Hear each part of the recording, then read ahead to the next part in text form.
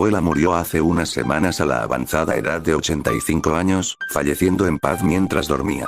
Todo parece indicar que vivió una vida excelente y yo hice todo lo posible para que así fuera. Dios sabe que ella hizo lo mismo por mí. Me ha resultado difícil escribir este artículo. Verás, cuando muere un ser querido, especialmente uno con el que creciste, el pequeño sistema solar de tu vida se desbarata por completo. No es que el mío fuera tan estable en primer lugar. Mis padres murieron en un accidente de coche cuando yo tenía 2 años, y yo era demasiado joven en ese momento para absorber por completo el impacto emocional de quedar huérfano. Cuando el abogado de la familia mencionó la posibilidad de que me colocaran en un sistema de acogida, mi abuela me acogió sin pensarlo 2 veces. Su casa era nuestro hogar, es donde construí mi infancia. Sinceramente, nunca conocerás a una mujer más caritativa que mi abuela. Desde el momento en que llegué a su vida, hasta su muerte, e incluso después, ella me ha ayudado sin falta. Otra cosa interesante sobre mi abuela es que era muda. No me refiero a un mutismo selectivo, sino a un silencio absoluto y constante. Conozco a esa mujer desde hace 32 años y, aunque me acostumbré a eso en unos meses, a algunos les parece una locura que nunca haya escuchado una palabra de ella. Por supuesto, en aquella época teníamos nuestras propias formas de comunicarnos. Yo aprendí el lenguaje de señas bastante rápido, como suelen hacer los niños, y ella siempre escribía en una pequeña pizarra para mí. En aquel momento, me pareció muy tierno. Unos días después de su fallecimiento, recibí una llamada de su abogado para decirme que me había dejado todo su patrimonio en su testamento. No importa lo bien que conozcas a una persona, ese tipo de cosas siempre te golpean profundamente. Todo lo que no estaba cubierto por su tarjeta de donante ahora me pertenecía a mí. Pasaron 1 o 2 semanas, se firmaron algunos papeles y el dinero cambió de manos. Las ruedas de la burocracia giraban tan lentamente como siempre, a medida que las posesiones de mi abuela se convertían en mis posesiones y algunos pacientes ansiosos se convertían en felices receptores del hígado, los riñones y los pulmones extraordinariamente sanos de mi abuela. Como dije, ella era del tipo generoso.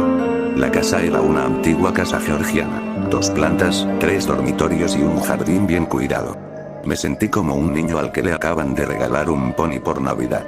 El problema era que no soy un tipo lo suficientemente rico como para pagar el alquiler de un apartamento y una casa, y tampoco soy un cabrón tan desalmado como para vender inmediatamente la casa de mi infancia, especialmente en este mercado inmobiliario bipolar. Estaba hablando de ello con un buen amigo mientras tomábamos unas copas y él tuvo la idea de convertirlo en una propiedad de alquiler.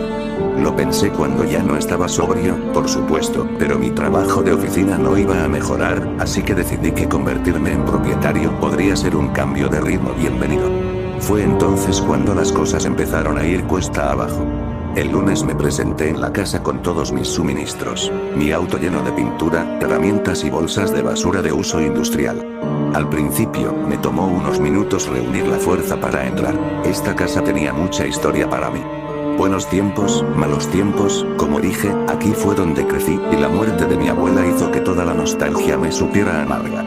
Cuanto más rápido lo hiciera, me decía a mí misma, menos dolor me daría. Era como arrancarse una tirita. El lugar apenas había cambiado desde que me mudé a los 21 años, parecía una imagen congelada en el tiempo, esperando mi regreso. Supongo que le concedí su deseo en ese sentido, pero no esperaba que empezara a arrancar el papel tapiz. Fui metódico, fui de una habitación a otra, viendo escenas de mi infancia reproducirse en el teatro de la mente, antes de empezar a repintar y remodelar todo lo que veía. Dios, había olvidado lo antiguo que parecía el lugar. El sentido del estilo de la abuela nunca abandonó los años 70. Una vez que el primer piso estuvo vacío y arrastré todos los muebles al jardín delantero, mis compañeros de bebida estaban sospechosamente ausentes. Cuando necesité ayuda con el trabajo pesado, hice una pausa para almorzar y exploré un poco. Las habitaciones de arriba estaban tal como las recordaba. La habitación de la abuela, y la cama en la que nunca volvería a dormir, estaban ordenadas como siempre. Mi habitación estaba igual, cubierta de pósters de Nirvana descascarados y con todas las características de una adolescente de los 90 típica y atrevida. Cuando me fui de casa le dije que la convirtiera en una sala de juegos, o una habitación tranquila donde pudiera leer sus libros, algo que pudiera disfrutar. Supongo que nunca lo hizo, o esperaba que volviera algún día. Se me llenaron los ojos de lágrimas cuando vi que su vieja pizarra estaba sobre mi cama, con un bienvenida a casa. escrito en ella. La única habitación que aún no había revisado era el ático. Cuando era niña, nunca me dejaban subir allí. Mi abuela decía, o más bien, escribía, que era demasiado peligroso, así que me quedaba abajo cada vez que ella subía las escaleras del pasillo. Pero mi abuela había muerto y yo ya era adulta. Pensé que si el ático era lo bastante grande, podría convertirlo en una guardilla y alojar a otro inquilino. Si tenía razón, sería más rentable, así que me pareció casi estúpido perder la oportunidad. Subí las escaleras hasta el ático con la linterna en la mano. Las bombillas de allí hacía tiempo que se habían estropeado, así que mi única fuente de luz era el fino trozo de cristal que emitía la linterna. Nunca había sido un hombre supersticioso, pero algo en el ático me hacía sentir incómodo. Naturalmente, al principio no vi nada más que bolsos, cajas y maletas viejas. Tomé nota mental de revisarlas más tarde, mientras me adentraba más en el sorprendentemente espacioso ático. Tenía la vista puesta en el dinero y las posibilidades de poder instalar una habitación allí arriba parecían esperanzadoras. Entonces, una forma quedó atrapada en el haz de luz de mi linterna y sentí que el corazón me daba un vuelco. Tenía la forma de una pierna, la pierna de un bebé, como si la hubieran arrancado de su sitio. Corrí a mirarla más de cerca y sentí el mayor alivio de mi vida cuando me di cuenta de que era de plástico. Poco después de eso, se produjo una segunda ola de inquietud, porque ¿qué hacía una pierna de plástico de un bebé en el ático de mi abuela? Lo recogí y barrí el área con mi linterna, hasta que vi algo familiar en la esquina. Sin embargo, eso no lo hizo menos extraño. Había muñecas. Cientos de muñecas. Grandes, pequeñas, viejas, nuevas, caras, baratas. Desde muñecas de porcelana hasta muñecas Barbie, pasando por muñecas American Girl y Cabbage Patch, todas de distintos tamaños, formas, materiales y colores. Casi dejé caer la linterna cuando vi todos sus ojos muertos mirándome fijamente, pensando que mi abuela era la próxima Rose West, hasta que me di cuenta de que todas eran falsas. Estaban dispuestas en una gran pila, como una especie de santuario. Cuando mi ritmo cardíaco se normalizó nuevamente, di unos pasos más cerca, dejando que mi linterna atravesara la oscuridad. Entonces mi abuela había estado coleccionando todo esto durante todos estos años, y nunca quiso que yo lo viera. En realidad, no fue una mala decisión. Me hicieron sentir incómodo en ese momento. Dios sabe qué habría pensado de ellos 20 años antes. Si bien estoy seguro de que tenían un gran valor sentimental para mi abuela, seguro que no tenían ninguno para mí. Y pensé que ningún inquilino querría quedarse en una casa que parecía la casa de muñecas del tamaño de una persona de algún asesino en serie demente. Tenían que irse todos. Fui a buscar algunas de las bolsas de basura de mi auto y comencé a empacar algunas de las más pequeñas, simplemente desmontando el metro scrap poco a poco.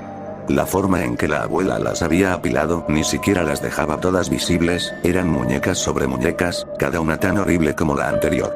Todos excepto uno. La encontré escondida debajo de las demás, con la cara enterrada en la parte trasera de una muñeca de trapo destartalada. Era como si no quisiera que la vieran, o como si mi abuela no quisiera que la encontrara. Era más grande que las demás, del tamaño de un niño de 4 años, pero con proporciones ligeramente desproporcionadas. Su carita, pequeña y demacrada, estaba moldeada con goma y plástico, y su pelo largo y negro parecía un tubo de fibra óptica. Es una de esas cosas que es difícil de expresar con palabras, pero algo en ella me repugnaba. Tal vez eran esos ojos azules vacíos, o el vestidito de seda que me recordaba a esas fotografías post-mortem que se hacían a los niños en la época victoriana. Todo me parecía extraño y extraño. Al extender la mano para tocarla, con la linterna apretada entre mis dientes, sentí como si estuviera tratando de agarrar una tarántula viva. Pesaba mucho más de lo que esperaba. El resplandor de la linterna reveló todos los pequeños rasguños e imperfecciones del plástico, lo que la hacía lucir aún más fea.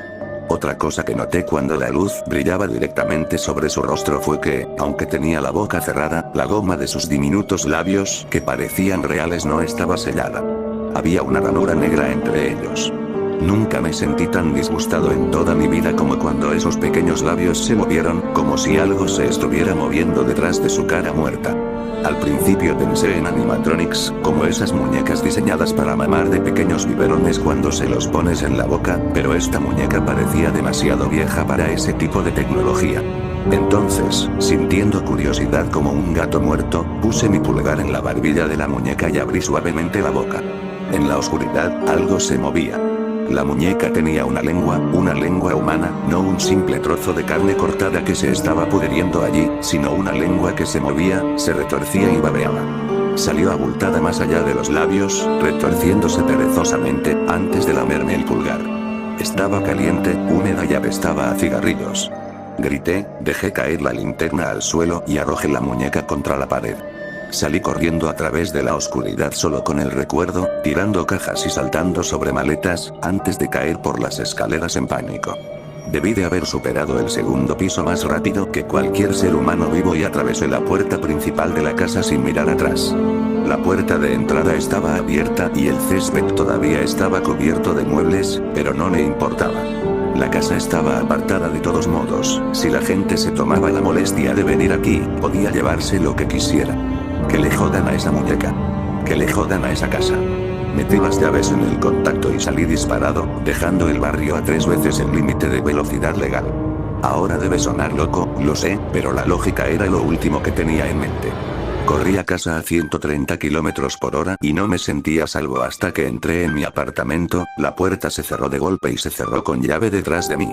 Estuve hiperventilando un rato. Vomité una vez, casi me desmayo 2 veces. En ese momento traté de justificarlo, suponiendo que tal vez eran los vapores de toda esa pintura barata los que me hacían ver cosas. Me estaban volviendo un poco loco. Había estado bajo tanto estrés últimamente, había dormido tan poco, no es de extrañar que esté imaginando cosas tan ridículas. El miedo es agotador, te pasa factura físicamente. Una vez que pasaron las primeras ondas de choque, no podía pensar en nada más que en dormir. Dios, estaba tan cansada que apenas podía mantenerme en pie. Unos momentos después, me desplomé en la cama, completamente vestido. Me quedé dormido antes de darme cuenta. El sueño no fue un gran alivio.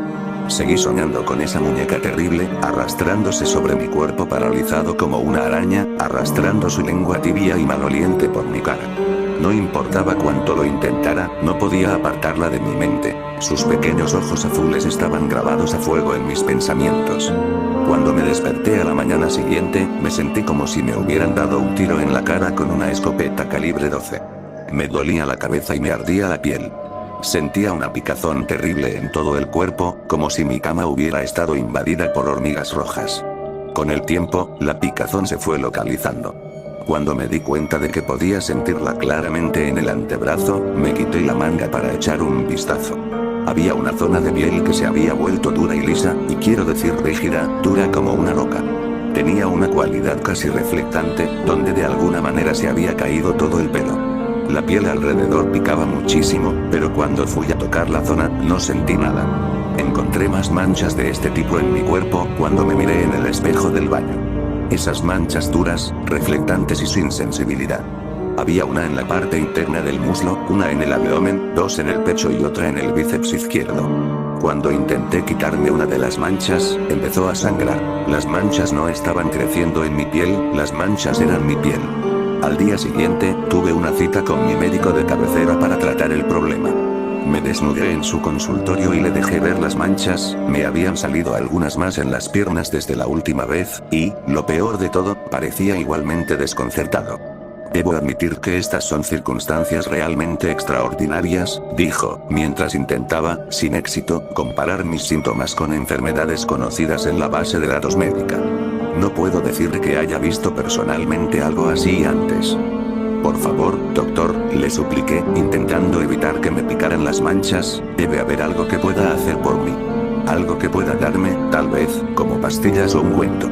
Se quedó en silencio, leyendo más textos pequeños desde la pantalla de su computadora.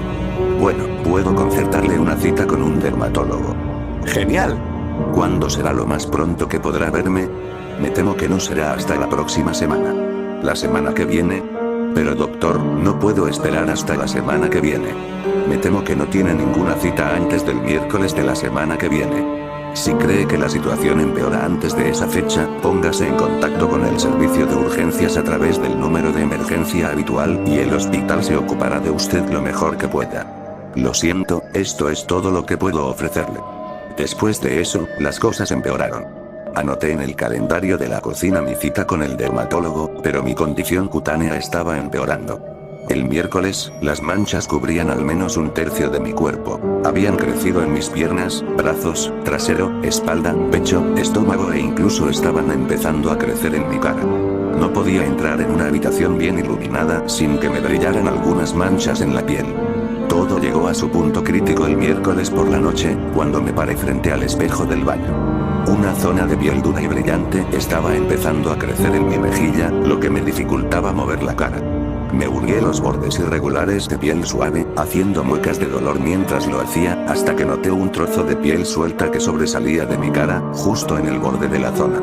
Lo agarré entre el pulgar y el índice y comencé a tirar, y una larga franja de piel suave y translúcida se desprendió de mi cara, revelando más piel rígida y reflectante debajo.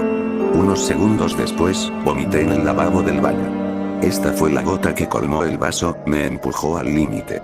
Las compuertas de la racionalidad dieron paso a la verdad enloquecedora. Todo era una maldita muñeca, tenía que ponerle fin. Tenía que saber qué demonios me estaba pasando. Me subí al coche con un cuchillo de cocina en el cinturón y empecé a conducir hacia la casa de mi abuela. Había niebla, poca visibilidad, un tiempo de película de terror. Estaba demasiado enfadado para tener miedo, demasiado conmocionado para sentirme inquieto. Pronto habría más de esa horrible piel de plástico que de piel real. Parecería un perverso maniquí de escaparate. Cuando llegué, los muebles todavía estaban por todo el jardín delantero, la puerta de entrada todavía estaba abierta de par en par. No habían tocado nada. Estaban congelados. Una foto. Esperando solo por mí. Tengo que hacerlo rápido, pensé. Si lo hago rápido, dolerá menos, como si me arrancara una curita. Cristo, déjà vu. Entré como un huracán por la puerta principal y subí las escaleras a toda prisa, con un cuchillo en una mano y una linterna en la otra. Mis pasos se hicieron más lentos mientras caminaba con dificultad por el segundo piso hacia las escaleras del ático. El miedo y la inquietud se estaban apoderando de mí. Eran palpables, como si me estuvieran apretando. O quizás solo era mi piel. El desván, como todo lo demás, estaba igual que lo había dejado.